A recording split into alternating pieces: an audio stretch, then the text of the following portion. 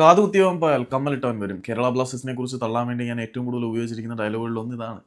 സംഭവം കേരള ബ്ലാസ്റ്റേഴ്സിൽ നിന്ന് ഒരാൾ പോയി കഴിഞ്ഞാൽ അതിനെക്കാട്ടി മികച്ച ഒരു റീപ്ലേസ്മെന്റ് നമുക്ക് കിട്ടും എന്നൊക്കെയുള്ളതാണ് നമ്മളുടെ പ്രതീക്ഷ. നമ്മളെല്ലാവരും കാലങ്ങളായിട്ട് വെച്ച് പുലർത്തുന്ന ഒരു സ്വപ്നം അത് തന്നെയാണ്. പക്ഷേ യഥാർത്ഥത്തിൽ വരുമോ?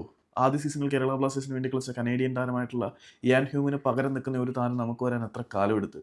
പിന്നെ സ്ട്രൈക്കിംഗ് സോണിൽ നമുക്ക് വേണ്ടി ഗോളുകൾ അടിച്ചു കൂട്ടിയ ബർത്തലോമി ഓങ്ബച്ചയ്ക്ക് പകരക്കാരൻ വരാൻ എത്ര കാലമെടുത്ത്? ചിലതിനൊന്നും പകരം കണ്ടെത്തുക എന്ന് പറഞ്ഞാൽ അത്ര എളുപ്പമുള്ള കാര്യമല്ല. ചിലത് ഒരിക്കലും നടക്കത്തില്ല. കുറേ കാലങ്ങൾക്ക് മുമ്പ് നമ്മൾ റാക്കിബ് എന്ന് പറയുന്ന ലെഫ്റ്റ് ബാക്ക് മുംബൈ സിറ്റിയിലേക്ക് പോയപ്പം നമുക്ക് ലെഫ്റ്റ് ബാക്കിലേക്ക് ഒരുപാട് ഓപ്ഷനുകളുണ്ട്. കാതുകുത്തിയവൻ പോയാൽ കമലിട്ടവൻ വരും എന്ന് പറഞ്ഞ് നമ്മൾ തള്ളിയതാണ്. പക്ഷേ റാക്കിബിന് ചേർന്ന ഒരു മികച്ച ലെഫ്റ്റ് ബാക്കിനെ പിന്നീട് ഇതുവരെ നമുക്ക് കിട്ടിയോ? എന്തിനേറെ പറയുന്നു, കഴിഞ്ഞ സീസണിന് മുമ്പ് ജീക്സൺ സിംഗ് രാജ കേരള ബ്ലാസ്റ്റേഴ്സ് വിട്ടുപോയപ്പം അതിന് പറ്റിയൊരു റീപ്ലേസ്മെൻറ്റിനെ നമുക്ക് കിട്ടിയിട്ടുണ്ടോ? എല്ലാത്തിനും പകരം കിട്ടും എന്നുള്ളതൊക്കെ നമ്മളെ വർഷങ്ങളായിട്ട് പറഞ്ഞു പഠിപ്പിച്ച ഒരു ചതി മാത്രമാണ്, അല്ലാതെ വേറെ ഒന്നുമല്ല. ഇപ്പം അഡ്രിയാൻ ലൂണയും പറഞ്ഞ് പുറത്തേക്ക് വിടുകയാണ്.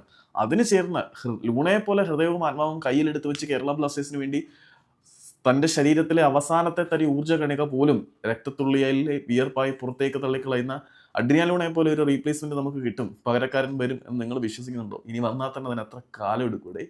മാർക്കോ ലെസ്കോവിച്ചിന് ചേർന്ന ഒരു പകരക്കാരനെ നമുക്ക് കിട്ടിയോ? ഓക്കെ, ആദ്യത്തെ സീസണിൽ സെഡ്രിക് ഹെംബർത്തും ആയിരുന്നു. ഹെംബർത്തിന് ശേഷം പകരക്കാരൻ വരുന്നത് പിന്നെ ആരൺ ഹ്യൂസ് ആണ്. ഹ്യൂസ് ഒറ്റ സീസൺ, ഹ്യൂസിന് ഒരു പകരക്കാരൻ പിന്നെ വന്നിട്ടുണ്ടോ?